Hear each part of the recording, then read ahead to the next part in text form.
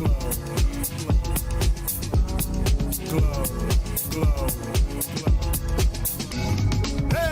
I'm so extra. Express myself, I'm next up. Yeah, what more do you say?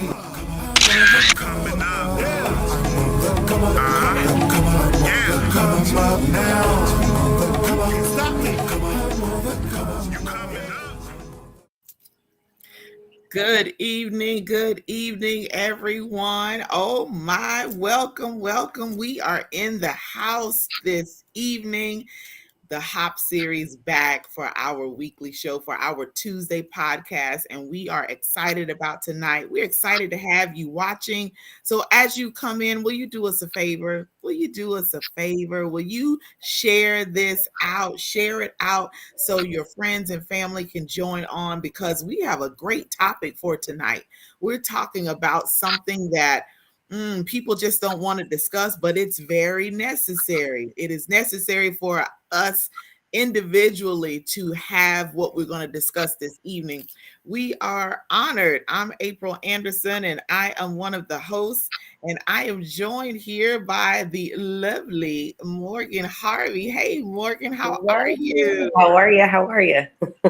I am here and accounted for. Happy to be here. Hello, Facebook user, and I bet that's Maybach. Is that what his name is? That's the name, right? I think that's who our Facebook user. Look, in 2024, we gonna get this right, okay? We are going to get this. We're gonna get his name correct. I'm sorry. You know what? Oh, charging to my head and not my heart. I am grateful that you are on here. Thank you so much. So Yes. Please share this out. So you were telling me, how was your day been? What's been going on? Today has been a need for self-care day. 100%. I had an extra therapy session today, trying to just place a lot of feelings and emotions and stuff. And so, yeah, it's been, you know what, life is just lifing. And right Yes. now I kind of just need to sit down somewhere. So that's what I did today. You know, I mean, I handled some things, but I found some places to sit down because, you know, like we always say, nobody really talks about what happens for us as entrepreneurs when stuff happens, when, you know, we're not having a good day, when, you know, mentally, you know, we're not in the best of places. What's supposed to happen? And not taking care of self can literally be detrimental to the very things that we're working hard for. So, you know, we've got to be able to find that balance so that we can be able to, you know, keep what we are working towards, but then at the same time, you know, give ourselves that grace and the time that we need to, you know, take care of everything else that's going on. So Absolutely. One thing that I love about us and I love about this show is that we're real. When we deal with things, when we face things, when stuff is happening, we real about that. And that's what a lot of people need to understand. That, my goodness, I thought I was the only one that dealt with that. I thought I was the only one who would need an emergency therapy session, or maybe 2 in a day, because stuff is going on. But that's real. You know, I always want to be transparent with things as much as I can with things that are going on, because I never know who's watching and who's going to be helped by what we're dealing with and what we're facing. So I'm glad you recognize that. But even to going further, as you were talking about entrepreneurship, we are it. And if we run ourselves ragged and we don't take the time for us, then there goes the business. It goes down, it ends, so many things can happen from it. So we got to take care of us first, and whatever that looks like. So for all of you entrepreneurs out there, don't burn yourself out. You started this organization, you started a business, and you have passion for it. Don't let that passion drive you to the point to drive yourself in the ground where you cannot enjoy the fruits of your labor, nor really see about helping others. So really take that time to look into yourself. Well, this is December. This is the end of 2023. and we will shortly be rolling into 2024. I can't even believe that. Can you believe how quickly this year has rolled by? Not at all. It's way too fast, way too fast. And I'm scrambling trying to figure out, okay, what's the next step? What's going on? What am I doing I next? know, we're about to hit a 1-year anniversary in I doing know. this, and it doesn't even feel like that doesn't. long. It does not. But when you look back on the months since January and all of the people that we have had on, I can't wait to have our Where Are They Now? I To know. bring our people, some of our folks in to see what are they doing, what's going on. That's going to be very exciting. So we are planning that. Where Are They Now for this month? And then when we roll out in 2024, it's going to be bananas. It's going to be great. I'm excited about taking Hop Series to the next level. Peach and Smack have entrusted us with their baby, and we are going to treat the baby well. We're going to do well. So hopefully those of you that have been watching for any period of time, any length of time, have enjoyed our shows. We've had some amazing entrepreneurs on here. We've started the He Said, She Said that we have the last Tuesday in every month. Like, everything is rolling by. So don't be stingy. There is a QR code here. Scan that and subscribe to House of Peach so you know what's going on. And also share it out. Share our page out. Share the broadcast out so people will know about Hop Series. Believe it or not everybody knows about us. Hello, Facebook user says aloha hop, aloha. And then GH1 Accord says, good evening, ladies. Hello. And then on my page, I see Jackie. Hey, Jackie. Jackie, it's almost time for me to make another order. I love my paparazzi jewelry. So be on the lookout for our events. Be on the lookout, and you got to scan that QR code so you can be subscribed so you'll know what's going on. But this evening, before I say that, if you know of a female entrepreneur that has not been a guest on our show, guess what? We want to have them on. And guess what? We have a fresh new year coming in that we would love to have them on. So send Morgan a message, send me a message, send it on the Hop Facebook page, send it to us in email.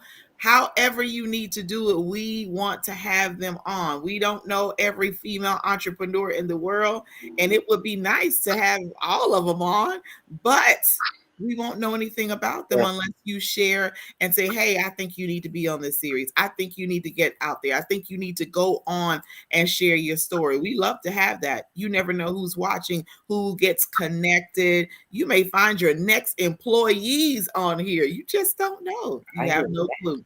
But I know I have utilized some of the services and products from the people the ladies that have been on our show. So it's benefited me well, and I'm happy about it.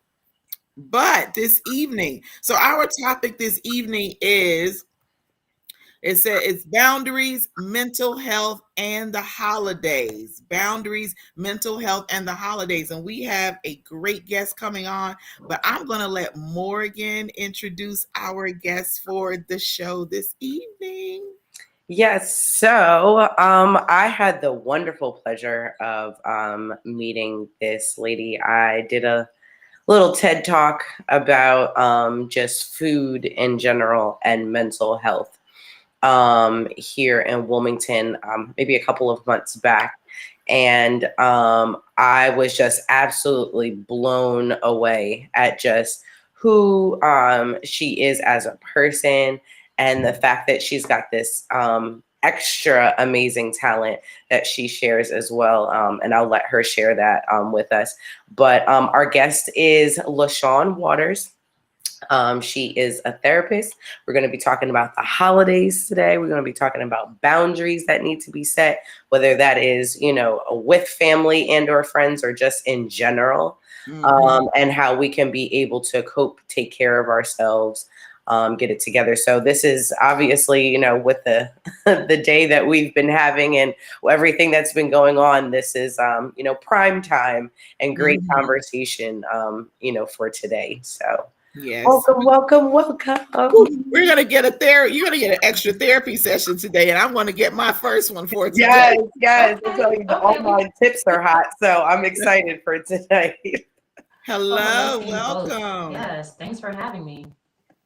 So how are you today? Thank you so much for being on and giving us some of your time on today. We appreciate that. Yeah, I'm honored. Anytime I get asked to do something, I'm always like, you want me? But I'm gonna stop questioning that and just say, yes, I want to do it. So absolutely. Yes, so much. So why don't you start off with telling us a little bit about yourself, and then we'll get into all the stuff, because I have some questions. I have some stuff I want to talk about. Yes, we're going to get into all the things. Okay, so like Morgan said, I am a licensed professional counselor of mental health here in Delaware. I do own a private practice in Newcastle, and that practice's name is Phoenix Healing Services. There is a lot behind that name. I can explain that if you guys like, but I want to expand beyond counseling, and so I call it healing services versus just counseling. But yes, Morgan got to see me in another element as well, because I also am a poet, and every now and then I'll weave some songs into the poetry. I think the day that she saw me, Joe Bellardo had me wearing several hats. Yes. So I gave a talk about mental health in hip hop, and how artists have talked about their mental health struggles in their songs. And then he wanted me to sing a song, and then it was a busy day. Okay. So yeah, Morgan got to see a lot of me, but yes, therapy is a passion of mine, is a calling. So is poetry, so is creating and writing. And I'm just going to weave them all together. That sounds like the perfect combination to truly help people, truly heal, to go take them through the healing process. So go ahead and tell us the history behind the name of your business.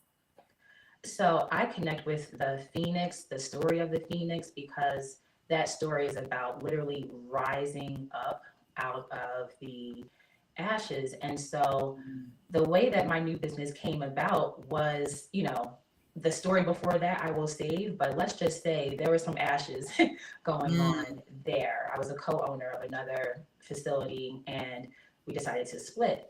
And so through that, I had to rebuild and also gain new clinicians and pretty much start over.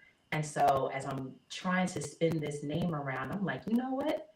This has been a trial, and it just came to me.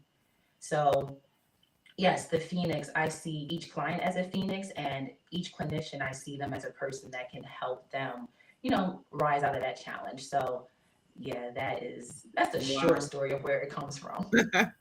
Wow. So at what point in time did you know that this is what you wanted to go into? I'm sure throughout your early years you saw signs, but what was going on that led you to this field that you're in?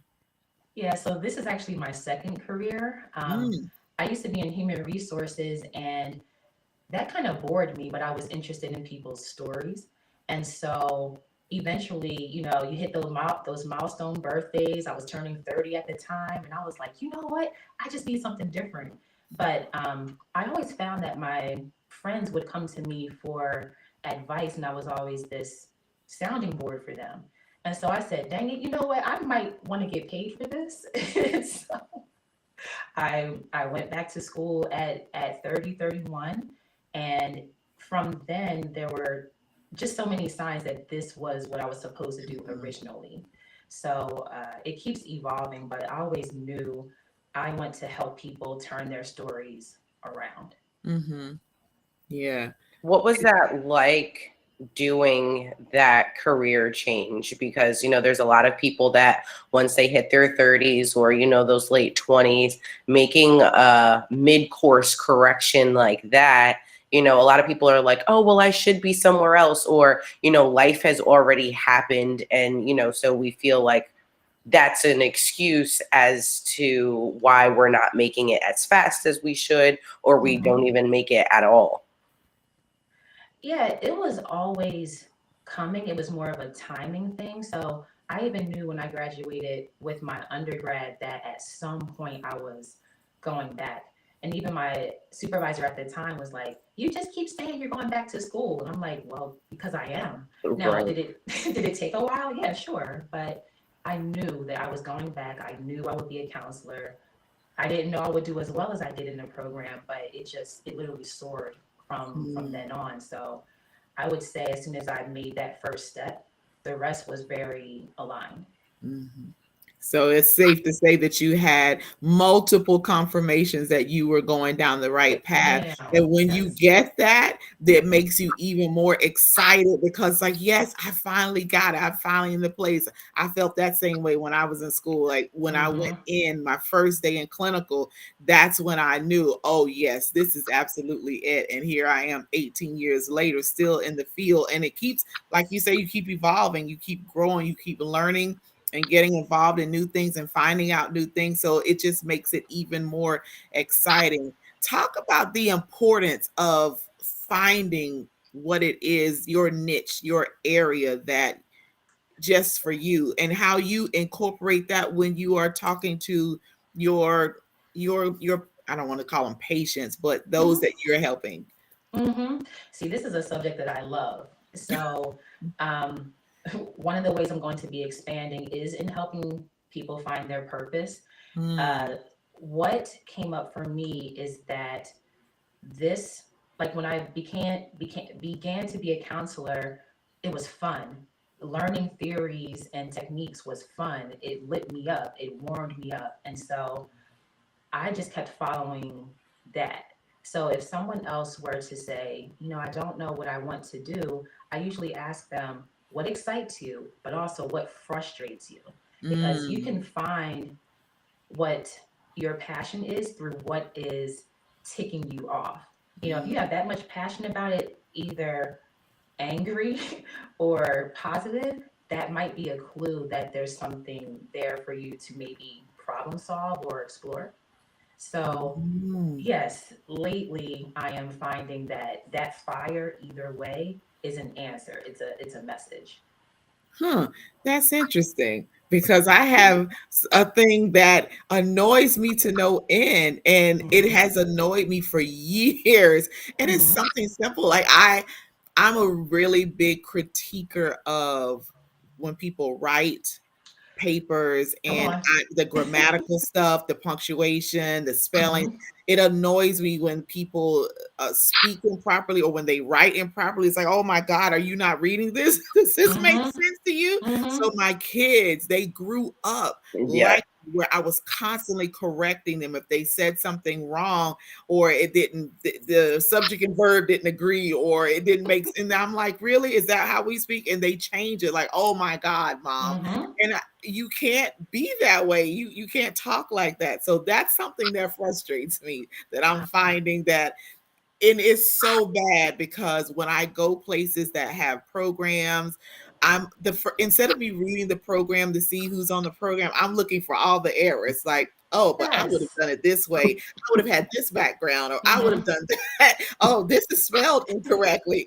I'm like, oh Oh my God, yeah. it's so horrible. I So am also the grammar police, so I am right here with you. I yeah. understand. So with that, you could be an editor of other people's work. You see what I mean? So it ticks you off Mhm, so much that you are so detail oriented that you would find that, and it's fun for you. So that's mhm. kind of what I mean. It's so Okay. frustrating for you that it would be a service you give to others to help them so that they are not Mhm. out here, with grammatical errors and maybe not having a good resume. You know what I'm saying? Like Yeah, it's that kind of absolutely. thing. Yeah. Oh, wow. And I had never, and thank you for that because, when people, so with students that would come into my program that wouldn't do well and they end up withdrawing or failing out, I would never just leave them out there. I Mhm. would have a meeting with them, say, listen, I don't want to just leave you out here with nothing. Let's find together what would be a better field or better program for you to go into. And Mhm. that would always be my question. What excites you? What drives you? What motivates you? But I never thought about what aggravates you, what makes you angry, what frustrates you. And that Mhm. is so key to it could be on either end. So thank you. I'm like, bling. I'll be like, oh my God. Yeah, that light bulb came when I was working with someone and I was noticing how this person was getting frustrated at, like a system breakdown or something like that. And I said, you don't even see that this could be a part of your next step. And Mhm. so the light bulb hit for that person. And that's when I incorporated that.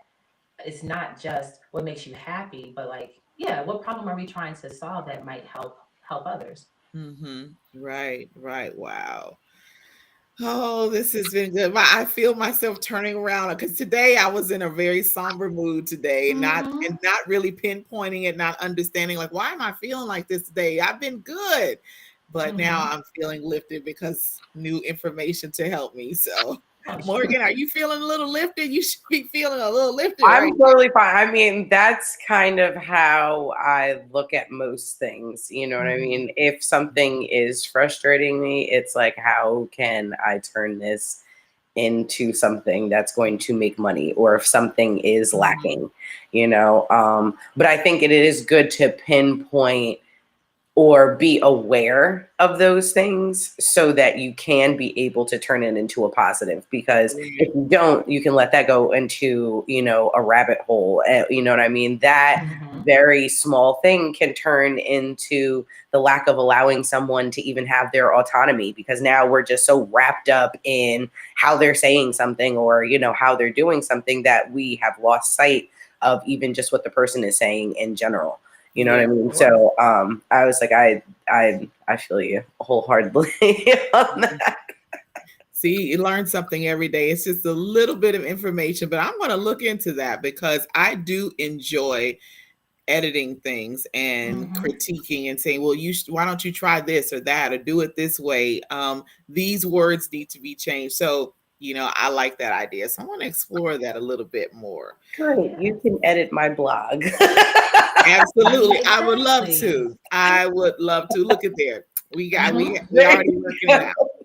So tonight we're talking about, amongst other things, we're not limiting ourselves to the topic. So just so you know, whatever Okay. else Yeah, you comes. rocking, I'm rolling. So one thing I will say is your voice is so soothing and it's so calming that Oh, thank you. I would just probably come in and just melt on the Yeah, floor. it's like a So warm I hug would right come in now. I'll give all you that. anxious and then would leave out like in this perfect utopia. Everything is right with the world. So that is something that will be that's I'm sure a great benefit, and that people feed off of when your Mm-hmm. clients, when they come in, because you are calm and you do have that voice that will bring them from here all the way down to a level place. So I just Thank wanted to make you. note of that. I'm just like, oh, I'm so relaxed now. I'm great. No, I appreciate that. And yes, I've been told that, and I'll tell you guys a little bit of a joke because I'm professionally goofy. So there have been people who have fallen asleep on the phone with me because my voice was so soothing. They were like, no, no, no, I was into the conversation, but then they began to lay down. I'm like, well, what happened? I'm getting offended. But they were saying that it Oh was wow. because my voice is soothing. So yeah, it's gone, the other way sometimes. Wow. It's But like, yes, hello? uh-huh, Hello? like, are Are you you, still there? yeah, I'm I could walking down totally telling see that. stories. Yeah, Yeah. I could No, see no, no, that. no. I was engaged. It's just that I also was tired and you just, but, Lulled me right on to sleep. yeah, I I do need want to the look into that afternoon voice. session with you. You definitely can't catch me in the morning or towards the end of the day. Mm-hmm. I'll be the It's first one. Hold on. over. Exactly. Hold on. Let me get in the bed real quick while we Right. finish this. No, Let me I wrap see up. you. And in my office, there's aromatherapy and low lighting. So it kind of is Oh yeah. giving nap and and counseling. But No, thank you for that. I am going to look into doing some meditations, voiceovers, like that kind of thing. Oh yeah, that would be Absolutely. amazing. I'm subscribing. I want my own. Okay, okay. My first subscribe. All right, so let's go. I don't know what order we want to go in, but I really want to talk about boundaries first Sure. because that's a really big thing in personal lives, in business, all of that. And so many people still are having issues, and a lot of people don't like the word boundaries. They want to give it all other words to mean the same thing. But I want it to Mhm. be a boundary because I want there to be a stopping point before whatever it is gets out of hand and I come out of myself or I lose myself. Last week, Morgan and Mhm. I talked about losing yourself in business or in relationships. So I don't want that to happen. So what do you want to talk about or go into with boundaries? Look, how much time do we have? We just talk, baby. We got it. Talk. So no, I love. I was telling Morgan, I love the talk about boundaries, and I recently became familiar with this author who wrote "Set Boundaries and Find Peace." It is Mm, a Black psychologist, and I've been listening to that book, and I listen to that book and then give those gems to the clients. But I think what she says is that the biggest misconception about boundaries is that it's to kick people out, but mm, actually it's to actually have people in your life, but in a way that feels healthy for both you and that person. So it's more like an adjustment, more like a dotted line than like a solid line. mhm, So she also says, and I found this, and I don't know, we can talk about examples, but in our community, there tends to be more entitlement to all of us. And what do you mean you can't give me this? What do you mean you can't do this for me? And I think we tend to say yes because of that collectivistic culture where we're all we have. mm, So I think that's where the lines get blurry. Now, if we use the example of holidays, it might be what we talk about. So if you mm, have a boundary around your relationship status, or are you getting ready to have a baby, or when all those in your business type of subjects that you might not want to talk about over your turkey, um, then you might want to have a discussion about that. And so she also speaks on ways to discuss that where it's still gentle, but it's also firm. mm. Um, how about we do this? Do you guys have examples of a certain kind of boundary that might be hard? And then we can use that. Morgan, I'm gonna let you We can use work or family. I don't know who's watching, but I'm not trying to offend. hey, at this point in time, I'm in it is what it is. You know, if Mm, you're gonna be offended if I say it, you're gonna be offended if I don't say it. I'm in this I really don't care mode because I for so long I was very watchful and wouldn't say things and I'm not going to say that. I don't know who's going to get upset by that. And it's like, you know what? If this is my truth, this is my truth. If this is how I yeah. feel, this is how I feel. If you get mad, you're just going to have to be mad. You'll eventually get over it. And if you don't, then it is what it is. So, Hmm. I'm all for me having peace. So I probably need to get that book Oh, it's and it's listen an to that. amazing book. Yeah.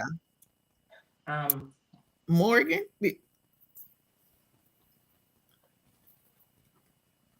are you talking because we don't hear anything? Oops, no, she was sorry. speaking. Yeah, I was like, I apologize. I actually pushed the mute. It was probably when I went to go clear my throat. So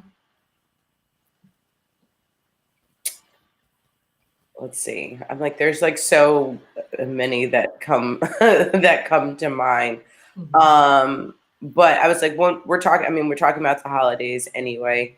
Hmm. A lot of the time it has, we have stuff with parents, you know what I mean? We have solid just knows anymore. We might end up having a family member that, uses a tone with us that we Mm. don't particularly like, or I Mhm. remember coming home from the holidays while I was in college, and I would have like a couple of family members that would laugh and joke about my weight.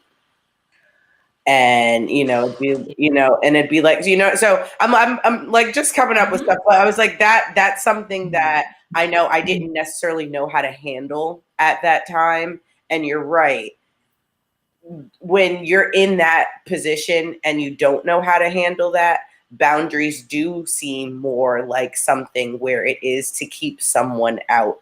But in Mhm. actuality, it's to protect you and for you to Mhm. be able to teach someone else how to be able to treat you in a situation like that. You know what I mean? I feel like there are ways for us to comfortably have conversations amongst ourselves where, you know Mhm. what I mean, we can say something about each other's weight, but not to the extent of making someone feel bad about themselves, making them feel insecure, whatever the case may Mhm. be. So I was like, those are two at least examples that I know, tend to come up at times. Oh Um, yeah. Yeah, that can I actually thought about that one earlier today, that can be a big thing, especially in our community, because we think that so many things are, folly or a joke, and the recipient is not thinking it's funny at all, but the giver of that message is going to maybe even dismiss your concern and be like, "Oh, girl, I was just joking." Mm. Meanwhile, you're still like, "But I am still hurt and offended by that." So in a situation like that, I would say, addressing it in the moment and letting that person know, it hurts me when you comment about my weight. Therefore, I would appreciate if that is not a subject that we get into. Mhm. Now, here's the other part. There's times where someone, because they are offended of that by that, or they may say just what I said, like, "Oh, girl, stop being so sensitive." That's when you have to double down in a gentle way, hopefully, and say, "I still feel this way. So though you don't see it as a big deal, I do. So I'm asking you to respect that. Can you do that?" So it's just really, it's owning the feeling that you have without like arguing and going back and forth. Mhm. Is there a such you said about being sensitive?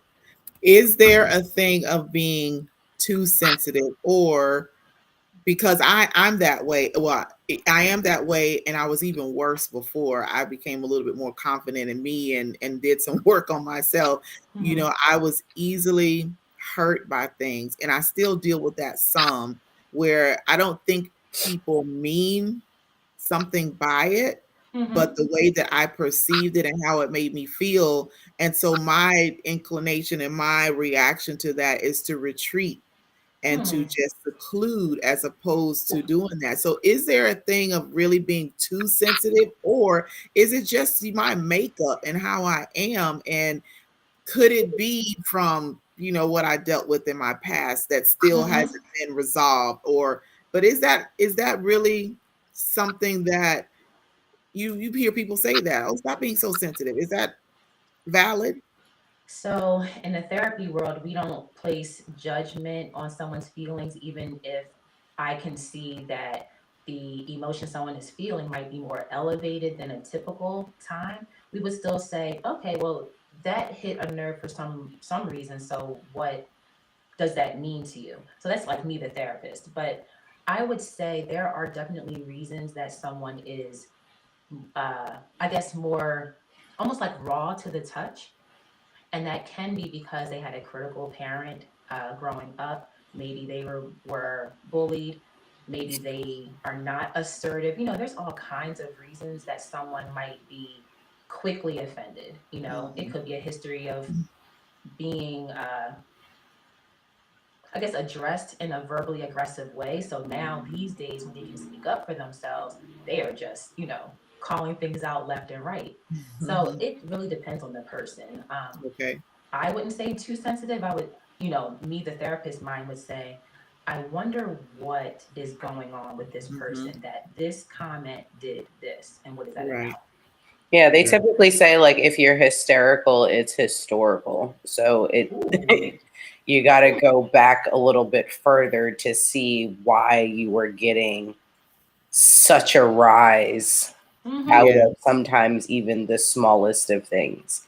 Oh, Mhm. Um, absolutely. Yeah. yeah, I mean, like I know I used to get like crazy about like dishes in the sink, Mhm. and it actually stemmed back from my childhood and how I felt about dishes as a teenager. Mm. Mm-hmm. So here I am, holding my husband accountable for how I felt as a child. Mm-hmm. And the situation was not the same. The expectation was not the same. Why he was doing what he was doing was not the same as what was going on. So here I am treating that situation like it was, and he's over here like, what? Like, is it, like, what did I do? And then Yeah. that's when you start to also feel like the crazy person, because now you're like, well, now am I overly sensitive? Am I overreacting? Am I doing too much? And in Mm. actuality, no, this is just something that you kind of need to deal with and need to realize this is more of a personal problem rather Mhm. than, the other person as well. Oh, yeah. I mean, when you get into a relationship with someone, they are the most noticeable mirror for all of your stuff. If you have not dealt with something, just being around someone and seeing how maybe someone else grew up or perceives things or communicates, you will see what cracks are or could be still there. Mm. So, dishes to you, highly important. Dishes to him, he's like, what are you talking about? Different Mhm. communication styles coming in and trying to merge into one language within your household. That's not easy work. Yeah. Yeah. Oh boy. We can have a whole other discussion about division of household chores in a married couple. Yeah, we'll have you back in We'll push that. 2024 with that. Oh Yes, yeah. please Yeah, do. we're gonna need We that could be one. the mediator Yes, for a I he would said, like. she said. Like, Yes, Mhm. absolutely. We're gonna need you on and some couples, and we're gonna have a all out. Anytime. We need Let's a get this forum, together. okay? We yes, need- exactly. Everybody bring the wine because they're gonna need to chill. yeah, it's And let's going to talk be. about some things. Oh I wow, yeah. like that. Yes. That's I like February that session idea. on the books. We'll chat. Sign me up. I'm here for this. Yes. So, with the holidays coming around and families, some families are doing great and they're together, and you have families that are split, and namely my family. And Mhm. I'm not going to try to go around the bush. I'm direct. I'm going to say my family is not where I would like us to be. We Mhm. all are probably going to be in separate places, and my plan is to go home where I was raised, Mhm. and but the situation is not going to be as it has been in years past. So my concern, and I believe I'm strong enough to go and to handle it and make my own decision on how I want to do this, because I don't have Right. to give in and succumb to what everybody else thinks that I should do, Mhm.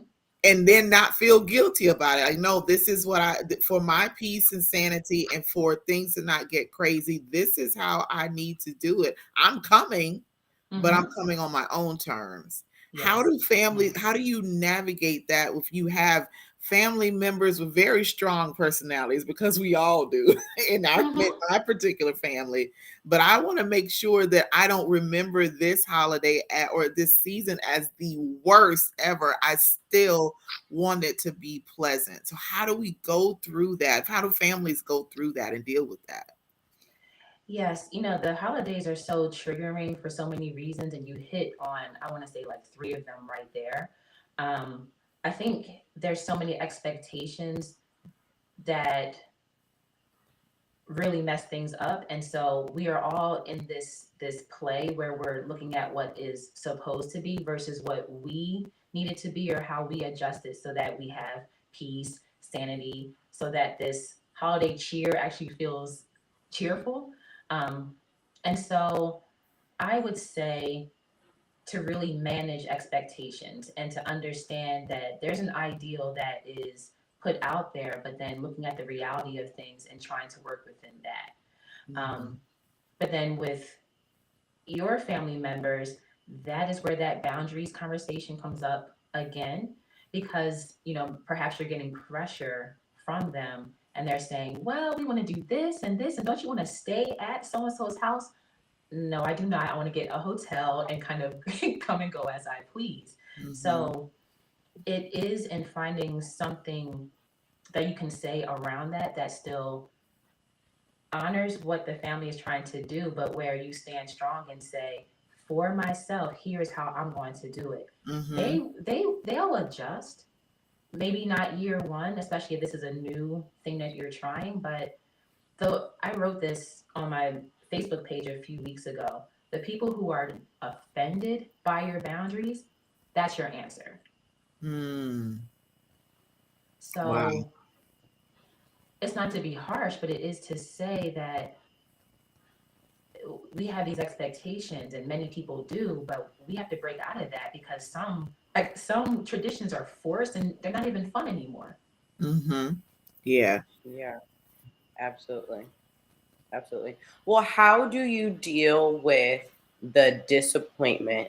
Because we know that not everyone knows how to respect those boundaries that we set. Mhm. So, how do you deal with the disappointment of the lack of respect? How do you deal with the sometimes either if it's a feel of rejection Mm-hmm. or just the severance of the relationship Mm-hmm. sometimes, which comes with that lack of respecting of boundaries. How do you deal with that at that time? Because a lot of us still long for that connection, especially that familial connection. Mm-hmm. So to not have that due to that and wanting to stand firm on your boundaries, how exactly do you handle that within self? Mm. Yeah, you just hit all the heartstrings right here. So Mhm. there is a grief that is not discussed a lot about. There's a grief that comes with setting boundaries and drawing those lines that I don't know we talk enough about. And so you can know that you're making the right decision and still be grieving the fact that the other person chose not to adjust with you, and therefore now it's different. So it is, I think number one would be honoring your feelings about that, knowing that what you said might create some kind of discord, but keeping it the same also was going to kind of eat you alive, and that also was not okay. So it really is. I mean, that's where I would recommend, talking with someone and talking about the courageous decision you had to make, which led to this grief, even though you know it was the right decision. That intersection right there is not easy. Mm. Yeah. Your post. That's kind of like where I am right now. Mm-hmm. So Mhm. like I get it. It's a funky crossroad, especially when you're learning how to set healthy boundaries.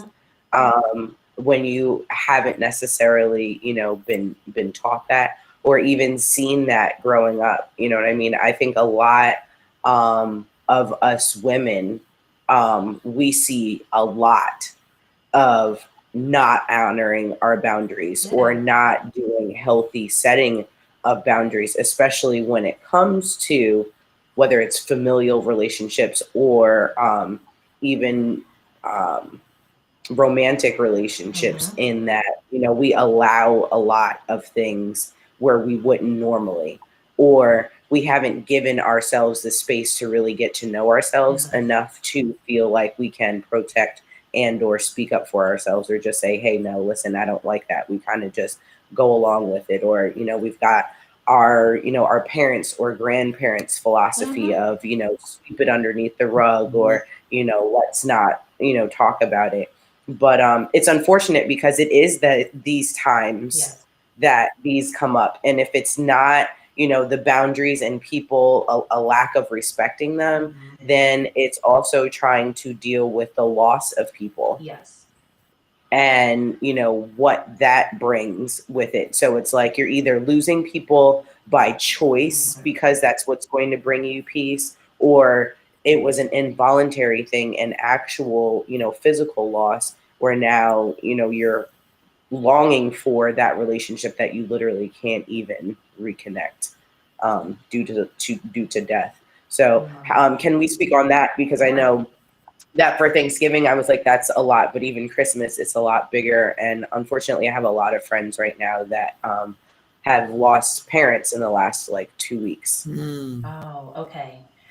Yeah, that's really tough because these marked times around those holidays, if you celebrate them, can just exacerbate those feelings, especially because you celebrated those traditions with the people that you are now missing. So I would say, especially in that first year, I like to have my clients weave that person in any kind of way. Was there a favorite dish that they liked? Is there a favorite song?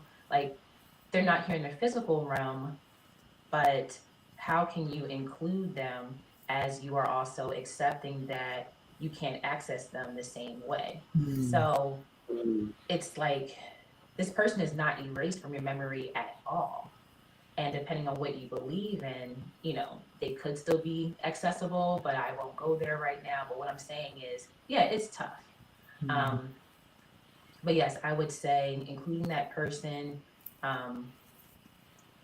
sharing memories about that person, like not acting like this person left and is just not a part of your lives, but like talk about them. You don't want that to just be an elephant in the room where it's hush hush and we're not speaking about this person anymore.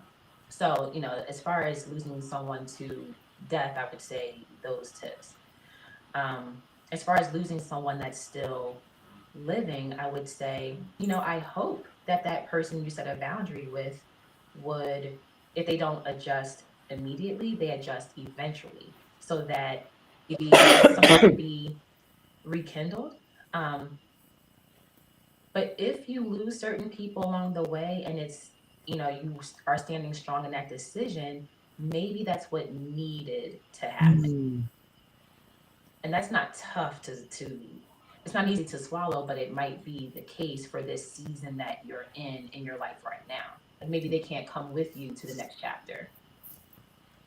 Wow, that says a lot. That ties into what you put on your Facebook post about if people can't accept your boundaries and you have your answer. Because I did that about a little over a year ago, and it didn't turn out like I don't know how I thought it was going to turn out, but I didn't think it was going to be like this. So there's an answer, and for it to be that way, it wasn't what I wanted, but to hear you say maybe for this season of your life, it needs to be that way. Otherwise, you wouldn't be able to grow or get to the next level or get to discover you more and what you want. So I was wondering, should I feel bad about it? Should I be, upset about it? Because I'm really not. Because after I addressed it and set the boundary, I felt this. First, it was fear, and then it was relief. Well, like it's broken. Yeah. What I had been dealing with was broken off me. So now it doesn't have the same hold on me that it did. So maybe this was a good thing. Not that I would have wanted it to be this way at all, because nobody wants, families to be Discourse, split. right. But Exactly. Yeah, you took the words right out of my mouth. It was that was going to be my next question, in the sense of, and I was like, I know this is a daily journey for me, but how do you not take that personally? Are you asking Because me? that's what you do. No. I would, the question is just in general. Like, once you set that boundary, once you had that conversation about a year ago, and it didn't turn out the way that you wanted it to, the response was not favorable or didn't come off as if the person was respecting what you had set. How do you not take that personally? Right. How do you not think that there's something wrong with you? Or did I do something? Was I the one that was in the wrong? You know what I mean? Where do you place your personal feelings when setting boundaries, so that that is a confident place where you stay versus feeling like Yeah, you were just that's like you good. were just explaining. That's Yeah. good. Yeah, I mean, I think this is like a higher level way of thinking. It does not come overnight. I might have just learned this in the last few years, but you know how I have on glasses and Morgan has on glasses, and you have on, like, you don't have on any glasses, but you can still see through your eyes. This is Mhm. the way we're all looking at life right now. So we're all looking at Mm. each other, but your prescription is different, so is mine. And so it's understanding that we are all looking at a situation different because of what we're bringing into our experience. So I know that's like kind of heady, but I would say it's a way to work through those feelings, just understanding that we are all looking at this differently. Mhm. But when you're feeling like it is personal, that's something to sort out.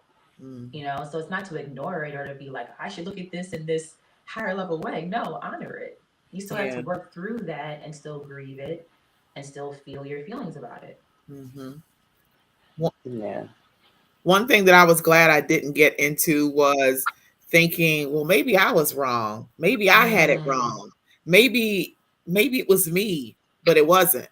It was not, mhm, because I went through the process of thinking, okay, let me replay everything that I had a discussion about. Let's see. Okay, let me, because I'm really good on praying. And like when I left my husband, I when I got ready, when I left, I prayed. I'm like, God, if I had anything to do with this marriage going in the direction that it went to where now it's mhm, about to end, mhm. show me, not him, me. Because if there was something that I did wrong, then I'm going to go back and make it right. And we're going to work through this. Yes. But what I kept seeing and what God kept showing me, because I prayed the same prayer twice, and what Hmm. I kept seeing and what he kept showing me was him and stuff that he was doing, stuff that he was Hmm. doing. And I'm like, okay, well, clearly this was not on me, because Yeah. I was doing, now I'm not saying I was perfect, because I was not, but Right. I was doing what I knew to do at the time to try to make it work.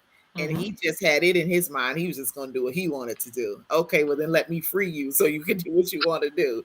So Yes. Come I'm on. think, but and I did that even with the family member. I did that, like, okay, well, did I really, did this really happen? Did Hmm. all of this? And then I'm like, you know what? I'm not making stuff up. Hmm. I'm not just pulling stuff out the air. Like, I'm Hmm. not trying to treat anybody poorly or make it this way. So for me, all right, I've said what I needed to say. I've done what I needed to do. Now it's time for me to move forward, because if I constantly stay here, I'm not going to get where I want to get to. So I Yeah. had to do that. No, I mean, I find with women more than men, we will have a flow chart of, okay, so they did this, so I did this. All right, so let me see. And it's like we're really trying to dissect where we may have gone wrong, even though the feeling that you got when you set your boundary was, you said first fear, then relief. That relief isn't wrong. Neither was the fear, but you felt both, maybe afraid to say what you had to say, but then relief that something got lifted off of you. So that's Mhm. also an answer. But yeah, I do find that we as women will internalize something almost to maybe land the answer on ourselves, even if that's dead wrong. Wow. But it's like it's settling to have an answer to certain things. And so we'll turn it right back around if we're not careful. Mm. So I've seen that, I've done that, I've seen that a lot. But it's Mhm. good that you also prayed on it and asked for that confirmation, because that is a part of your practice to make sure that you were really grounded in your decision Yeah. making. Right. Mhm. Oh, our mental Can health is we important. can we talk a little bit about um family time, holidays, and children Hmm. Mm. when it comes to respecting boundaries? I know that there are um, a lot of videos that are out. I know I definitely am that parent that does not make, my children hug and or show any kind of affection Hmm. if they're not feeling it. You know what I mean? You can think that that's rude if you want to, but I'm not going to make my child have to have any kind of physical contact Yeah. with someone if they're not feeling it. Yeah. You know what I mean? So he can most definitely acknowledge your existence. You know, at the same time, if my child is choosing not to acknowledge your existence at all, that to me as a Mhm. parent should be telling me something too, especially if you know that you have a pretty social child. So, you know, can you talk about just, you know, knowing your child, how to navigate, you know, family, their feelings, respecting your children, but then also understanding that, you know, we're dealing with different generations and not necessarily understanding what we're trying to do these days with, you know, our kids. Yeah, absolutely. And kudos to you for setting that boundary for your child so that he has agency over his body and you're in tune with him, it sounds like, so that you can see if there's something a little bit off, if he doesn't want to be in any kind of interaction with, said person. Um, I would say really establishing like a ground rule where you say, I know this is how it used to go, but for my kid, I've given him the choice of saying it can be a hello, a fist pound, a hug. I'm going to leave it up to him. So can you please, respect that I'm teaching him now that everyone does not have access to his body. Can y'all respect that? And so, you see what they say there also. It's not easy, but I'm hearing that you're wanting him to understand it's not entitled amongst every family member to interact the same way, especially if it's not the same relationship. Right. Absolutely. Absolutely. Wow. And kids know they pick up Kids are on so people smart. and their spirits, and they Mhm. can tell when, oh no, not going to make any contact with you. So Yeah. forcing them to do that, yeah, I can Yeah. see how damaging that can be. It was Right. crazy. I had seen a video one time where this lady was you know, using the analogy of, you know, how we teach stranger danger. You don't just talk to anyone. But Mm-hmm. yet, if you're in the grocery store and someone walks up to you and they just start talking to you, and then they turn around and they speak to your child, and then you go, well, Johnny, say hi to this lady. Well, that lady's a flipping stranger. So now you've Right. gone completely against what you just said about not talking to people that you don't know. Yeah. Yeah, that's conflicting. I can You hear know what I both. mean? I was like, so Mhm. it ends up being the same thing. You know what I mean? So here you are, and you're at grandma's house, and for whatever reason, your child is not feeling grandma right now, and whatever energy she's giving off, and you Mhm. over here like, hey, give grandma a hug. You don't know what happened last time you left grandma, you know, your child Right. at grandma's. Grandma might have spoken to them in a way that they didn't necessarily care for. You know what I mean? Mhm. Grandma might have had someone over that she probably shouldn't have. You know what I mean? And depending on the age and the vocabulary and conversation that you can have with your child, you never know.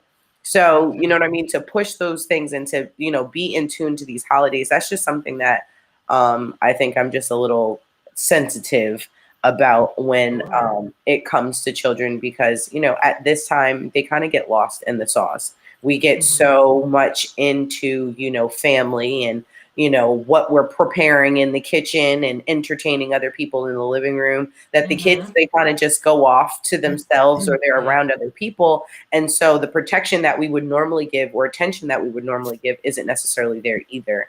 Mhm. And I know we've got, you know, an influx of a lot of new parents, a lot of parents trying to, you know, do things differently, so that we don't repeat some of the same things. And so, you know, I appreciate the tools that, you know, you were sharing this evening because they're absolutely necessary Yeah. in the Sure. meantime. Yeah, I think it's the generational part that is the most hard because even with therapy itself, I do have a wide age range, but everyone tends to be in more like their 20s, 30s, 40s. I have some that are on either side of that spectrum, but as far as you trying to enforce these different things within the family, you're talking about a multi generational experience where they've just lived life differently. So even rules around not being able to just eat everything in sight, like someone might be offended of that. Or what if you have dietary restrictions and you say, no, my child does not eat fast food, whatever it may be. That's tough. Mm, So yeah, it's a generational piece. I mean, the best that you can do is just say, I understand this is how we used to do it, no disrespect. It's just that here's what I want for my child, and can you hear that out? hmm. That's so important. Families, I feel like families, we are not the worst, but we fail at understanding and respecting that Yes. because this is what we've done for generations and eons. It's Mm-hmm. like, no, but every generation is different. Every Mm-hmm. household is different. Like I didn't raise my children the same way that I was raised. I didn't do things every way that they did. And even at family functions, like my eyes were on my kids at all times. Uh-huh. Like, you stay where I can see you. Mm-hmm. I don't care if it's a group of cousins and you guys are going outside to play. I'm sitting in the house like, oh my God, no, I'm Yeah. going outside. I'm not Mm-hmm. sitting with you. I'm going outside because I have to keep my eyes on my kids. Yep. So, everybody is different. I had a family member contact me a little while ago, and they are looking to take a different journey in their life spiritually, Mm-hmm. totally opposite of what the family has done. Mm-hmm. And they're concerned about that. And I told that family member, I said, listen, you are an adult with your own mind and Yeah. your own thoughts. You do what you feel resonates with you. Go with what you feel. Because at the end of the day, everyone that may have something to say, they'll be gone. Yeah.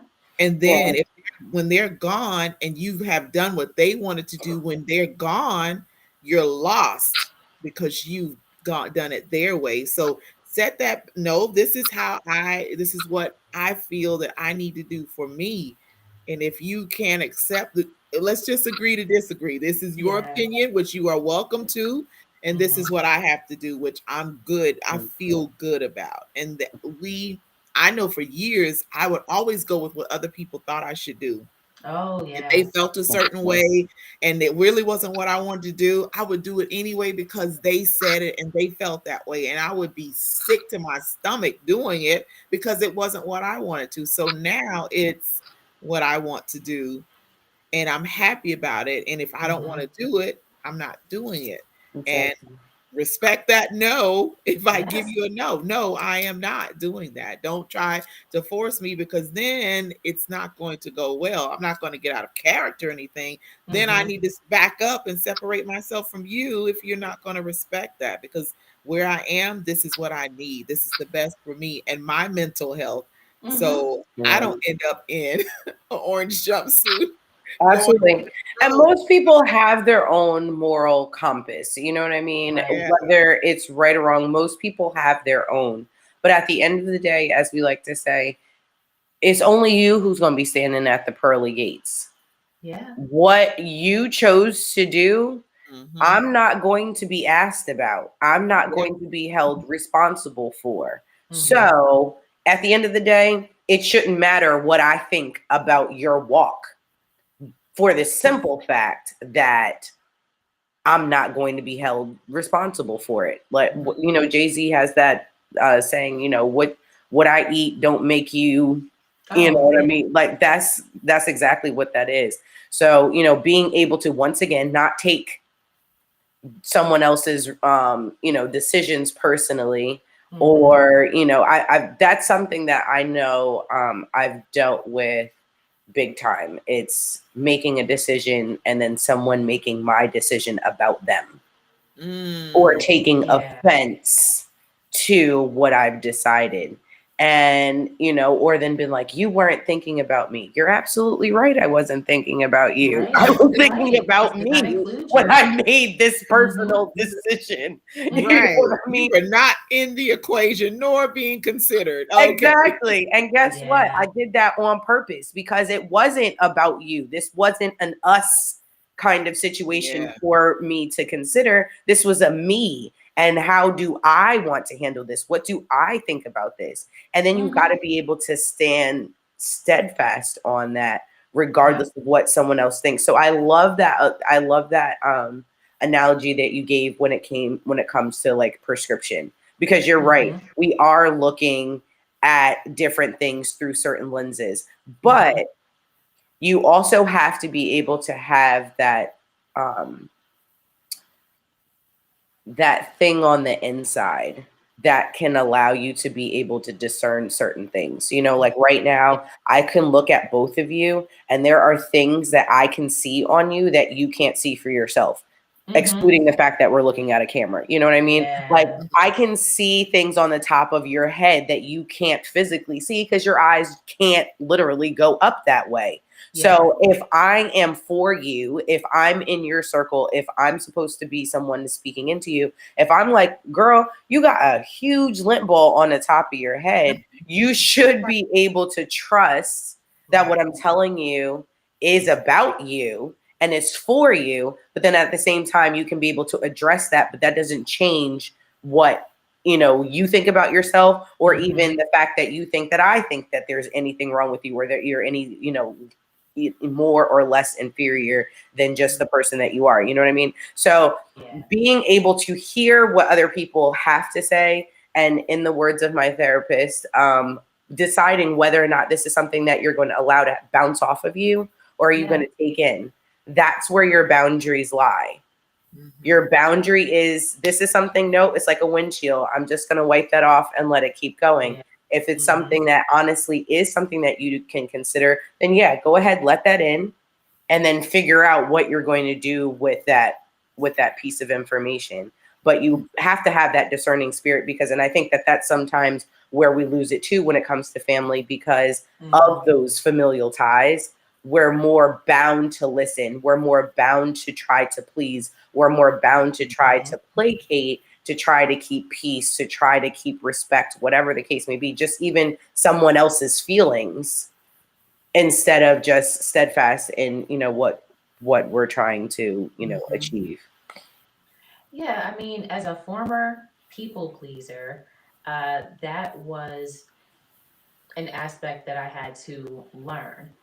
And also having to learn that making my own decisions, whether the other person liked it or not, if it changed their love for me, then we have a whole other discussion to have about conditions on their love. Whether that's family, friends, romantic partners. So just shifting that lens where you are actually putting you first, and then saying, okay, can I do this for this person, but not reversing it where your needs are on the shelf and they love what you're providing for them. But what if you stopped? Will you still be reached out to and cared for, or was this transactional? Yep, that's it. Yeah. Wow. Well, for those of you that are just joining us, just tuning in, welcome to the HOP series. We are here talking about boundaries, mental health, and the holidays, and we are having an amazing conversation. If you have not subscribed to our page, there is a QR code up in the screen. We need you to scan that and subscribe so you will get the notifications when we are on. So you can also reach out if you are an entrepreneur and you have not been on our show. We would love to have you on. We want to have a conversation, like, just girlfriends just sitting around and having a glass of wine and having a conversation, because believe it or not, this conversation today is helping me. What it's giving me is confirmation on who I am and what I've been feeling and the decisions that I've made for myself.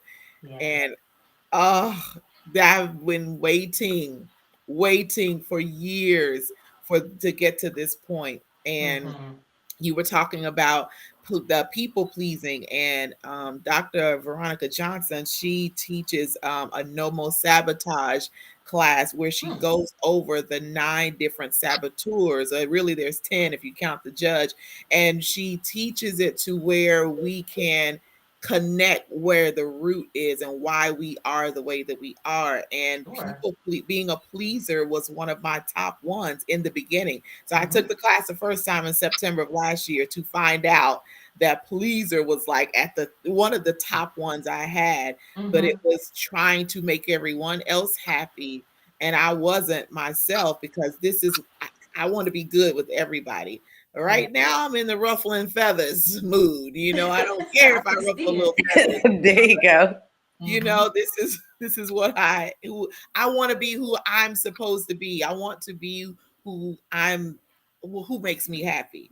And at where I am now, I'm happy and I have my goals in view, and that's where I'm going. And I'm sorry, I know I can't take everybody with me, and family included. And so there has to be, okay, no, I'm not coming to this function. No, I'm not going over there. No, you cannot. I'm not going to do this for you because I got stuff that I need to work on for myself. No, I'm not going to bow down and call you because you're mad at me for something that I didn't even do. No, I'm not doing that.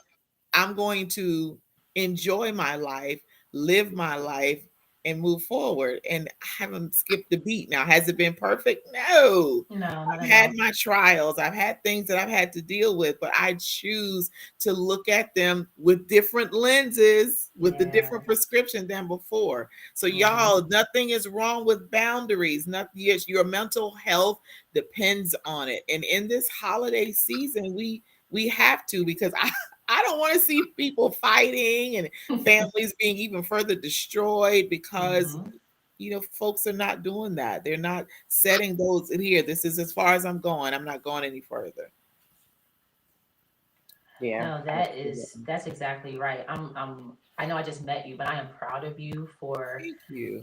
I can see that you're almost shouting from the rooftops. No. And so, when we are fresh with some of our boundaries, that's kind of how we want to do it. We want to be like Sam Jackson and be like, look here, mother, but sometimes so that's one approach. But the other approach could be that we just gently say, you know what, that doesn't align with who I am anymore. You might have me frozen back here, but here's who I am. So I had to shed some things. Yeah. Are you okay with that? Would you like to learn more about who I am today? Or are you going to have me stuck? If you have me stuck, I got to see you later. I still love you. I will love you from afar, but it sounds like you can't really take this ride with me. So I guess this is where we get off. Yeah. Absolutely. And people can apologize for their responses to things, but that doesn't necessarily mean that you have to let them back into, your space. There have been people that have done things that, those things take up space where you kind of can't come back from that. And because I've decided that that treatment isn't something that I am going to accept, nor am I going to give, space for you to do that again. Although I accept your apology, but that doesn't mean that you've now regained access to me. And I was like, can you talk about that for a second? Like that, that's good. That access bit. That's good. Yes. So I was saying some weeks ago, this is so timely, by the way. Thank you for this opportunity to speak on this further. But Audacity is at an all-time high. I don't know if you've noticed. And with that, the price does go up on the access. And so the way I've been explaining it is, back in the day, if you used to go to a lounge or a club, they had, we have general admission. We have, ladies get in free before 11. We have VIP. There's different levels. And so the way that I can explain this, if you still want someone in your life, is maybe they've downgraded themselves to an associate or acquaintance based on what they have, done to you, or, whatever happened between you two. Or maybe they can't get in the club at all. They just are banned, but your decision on that is based on what you value and where you are going. But the way I've helped people understand that is in these relationships versus situationships. So there are people that want VIP access, but they are giving you general admission type energy. Wow. That's not going to work. So why do they have a wristband if they haven't given you commitment? Look, don't get me started, okay? Whoop, I almost went. Yeah. You all come, bring it back. Bring it back.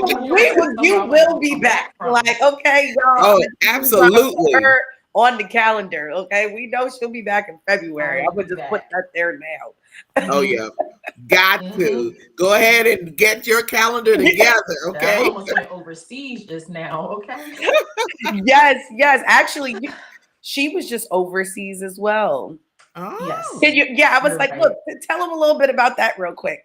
Oh my goodness. So a group of women, shout out to Tamara Barnes. She had 12 of us come to Bali with her. And it was equal parts of work and play. And we did both to the top, you know. It was so well put together. But yes, it was a women's business retreat. And a few of us were actually speakers as well as, you know, participants. So yeah, we were there actually during the time of like Father's Day and Juneteenth. We joined this group called Blacks in Bali, and there's a whole community over there that they either live there or just visiting. But we found all of the things, including this amazing Juneteenth celebration while in Indonesia. So it was just it was literally half a world away. It was a 12-hour time difference, but it was life changing. Wow. It was spiritual. I know that all of us came back changed and energized and fired up and just like, you know, ready to go. So it's hard to put into words, but I know it was timely, and even the amount of people it was supposed to be and what it turned into, I think that had some spiritual aspects as well. So yeah, it was empowering. We talked about imposter syndrome, and I did a workshop on work-life balance and boundaries. I referenced that same book I was talking about. One of my other friends talked about like manifestation and all of that. I mean, it was great. And then we saw some attractions and went to the temples, which is again spiritual, the gates of heaven, pictures that I will love from now until, you know, when I'm 100, looking back like, oh, look at you. But yeah, it was great. Wow. Absolutely. Well, I definitely see more of those in your future. Yes. And yeah, I was super excited to see that you were able to be a part of that. And I was just over here like, yay, this is so exciting. It was so fun. Yes. I know. I love to see us succeeding and doing, you know, different things, especially travel. Absolutely. Yes, Oh yeah. living, not just Yes, exactly. I lived that week, okay? Don't waste the trip saying, oh no, live it up. Do what you regrets. need to do. Make those memories. Absolutely. Joe Nicole said, ooh, the wristband. Yeah, I'm right there with you still, Joe Shira. And GH said that the Set Boundaries audiobook is actually on sale right now for $8.75. Yeah, and I'm going to get it tonight. I love a good audiobook. I think that's great, especially for us who are constantly moving and don't necessarily have the time to sit still with a physical book. That still allows us to be able to get information, gain things, you know, continue to grow from a literary standpoint to do that. So thank you. Yeah, I think that's something I need to delve into, because I like to have a physical book because I highlight and I write notes in there. But I find that my life is so busy that I'm going from, you know, before the sun comes up, I'm up, and then it's well into the night before I go to sleep. And there's just no time in between to sit down and say, okay, I'm going to take this 30 minutes and read. But as I'm moving, I can listen. So I was thinking, oh, reading is not the same, but I need to do that because I was going to say, I absolutely love books, like physical books. But I started audiobooks about 13 years ago after I went back to work with my first son, and I was working the night shift in the hospital. And there were going to be some times where I had tons of time to read, and there were other times where I didn't because it was super busy. So I would still get the book from the library, but then also have the audio. So I would listen to the audio on the way to work, listen to the audio while, you know, I was working, if there was a minute that I didn't, then I would actually pick up the book because I love to turn a page and then still be able to do that. So when I had a moment to sit down, I would just pick up where the audio left off, and I just try to, you know, pay attention to where that was and then delve back into it. So, you know, that could possibly be a way for you to fit in both. Yeah, maybe I'll do that. I do because I want more information because I'm learning stuff every day, and it's like, really, I didn't know that. Let me get a book and read about it. Let me figure this out. So yeah, I think that's going to be my and for those who are actually on a budget, like I said, I'm sorry, I love books, but I was like, Libby, it's an app that is directly linked to most of the libraries in the country.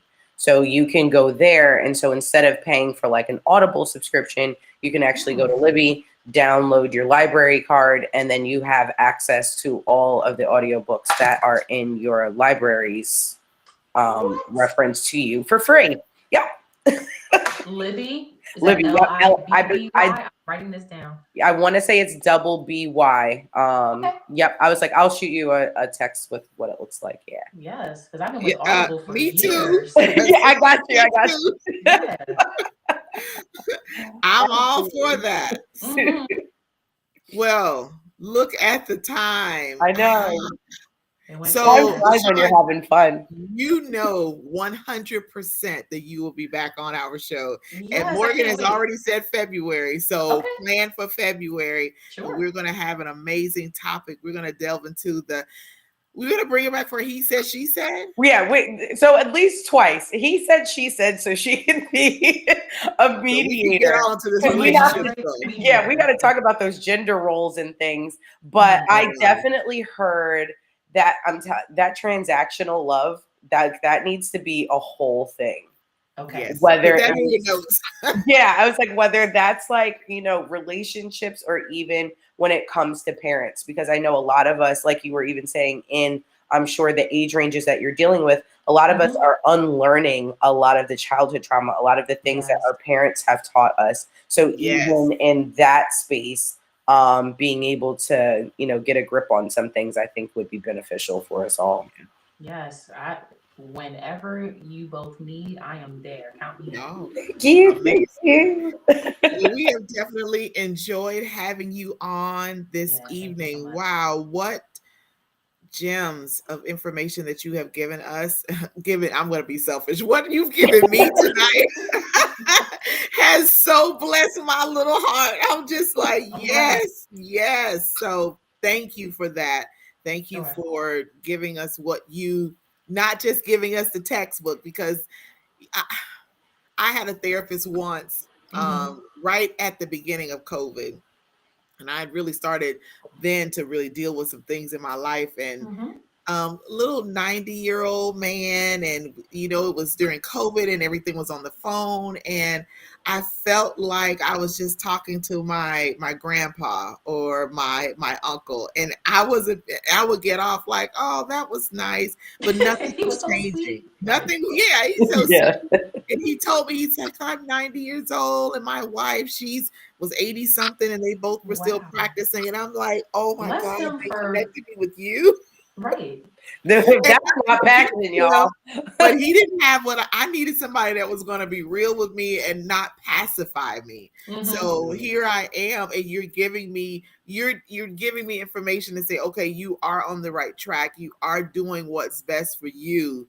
And because I don't feel guilty about it or think that I was wrong, but just to hear that, it's good to hear every now and then. Yes, this is warranted. You feeling this way is warranted. You can have that. And if, oh my God, your post, I've got to go to your Facebook page so I can like and share that post. Because if they're not respecting your boundaries, you have your answer. Point blank, no questions asked. It's that. Right. Done. Okay, so then why am I worried? Why am I upset about it? Should not be. Moving on. Problem at this point. Yeah. Yeah. Moving forward. I'm excited about having you back on the show. My February can't get here fast enough. I know.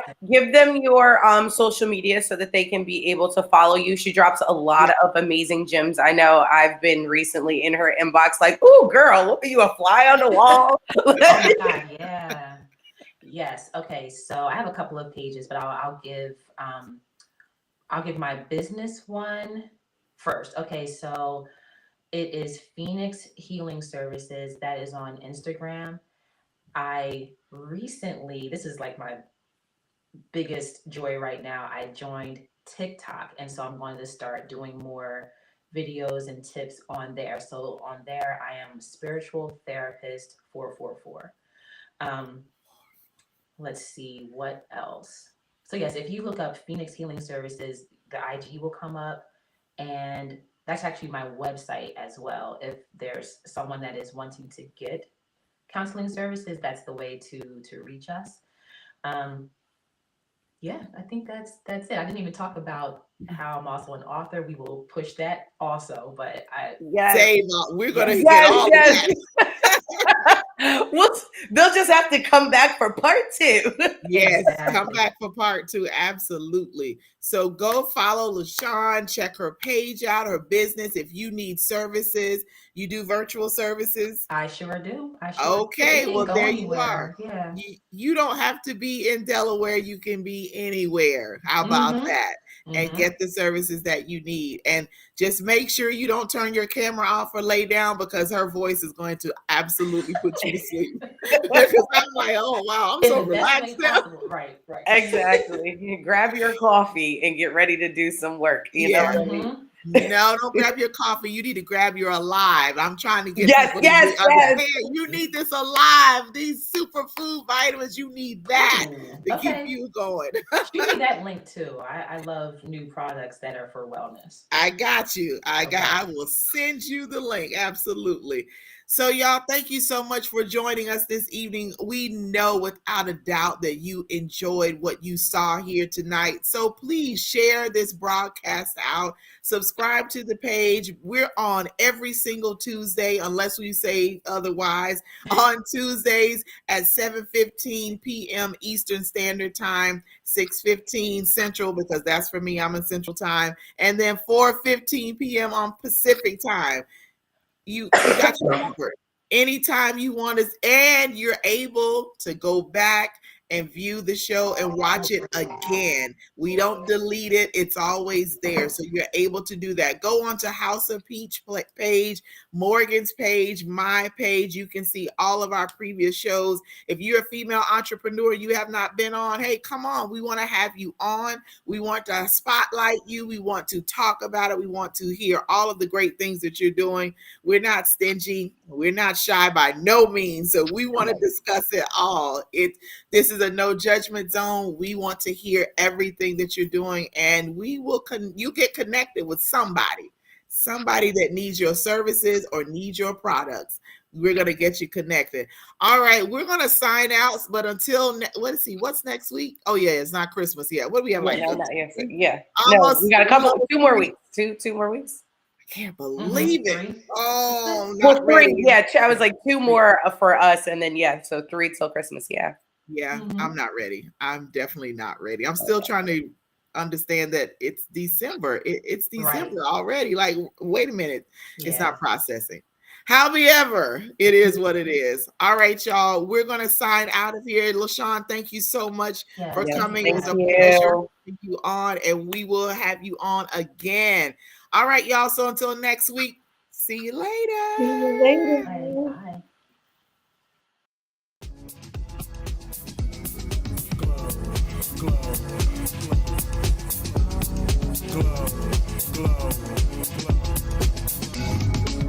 Yeah, I'm so extra. Express myself, I'm next up. Yeah, one more do say.